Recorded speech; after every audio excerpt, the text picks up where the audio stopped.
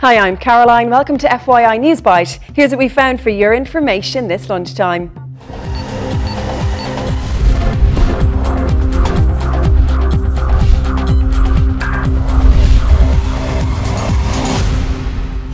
Criminally insane. That's the verdict of court-appointed psychiatrists who have evaluated the man behind the Norwegian massacre, Anders Behring Breivik.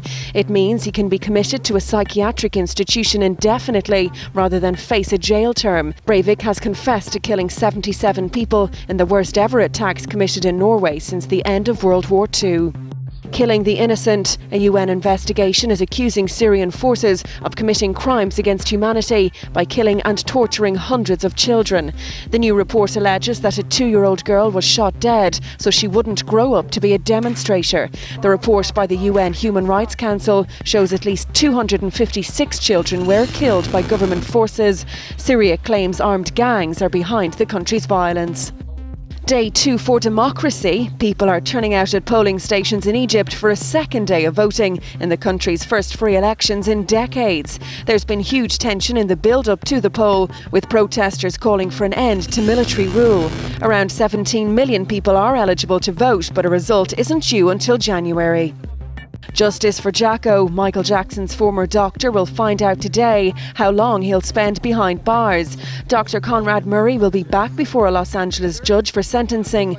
Murray was found guilty of the involuntary manslaughter of Michael Jackson earlier this month and has been kept in a Los Angeles prison since then. Prosecutors are asking for the maximum 4-year prison sentence to be imposed and want Murray to pay compensation to Jackson's children.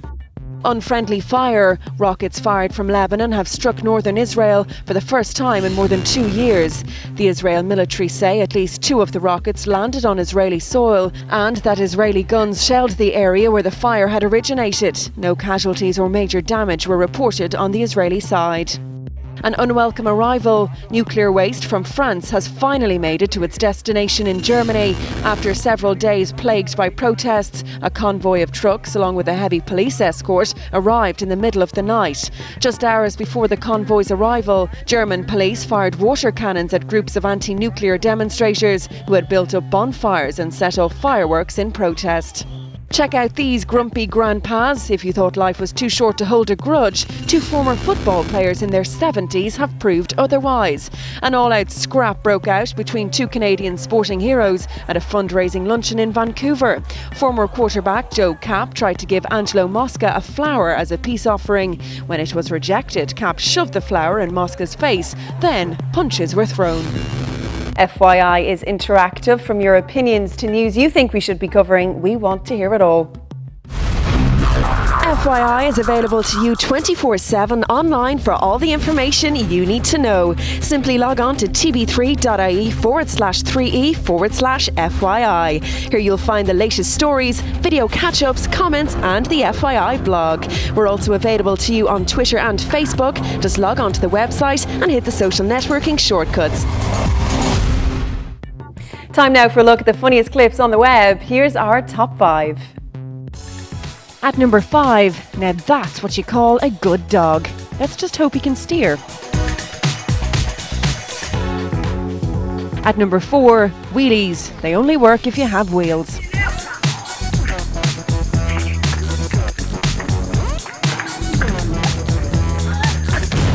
At number 3, when a photographer comes to snap your tricks, you must be pretty good. Or hilariously bad. No. Talk about a shed load of pain.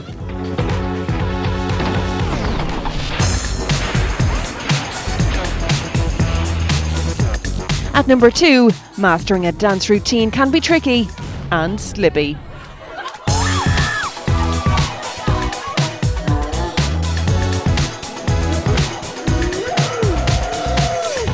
And number 1 today, yogurt, shockingly good.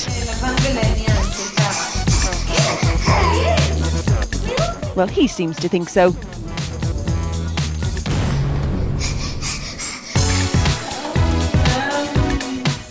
Tune into FYI later for the newest downloads. We'll have more on the top stories, plus catch up on today's tech news with Cassie, and Paul will be here with all the sport. We'll see you back here at 6, right here on 3E.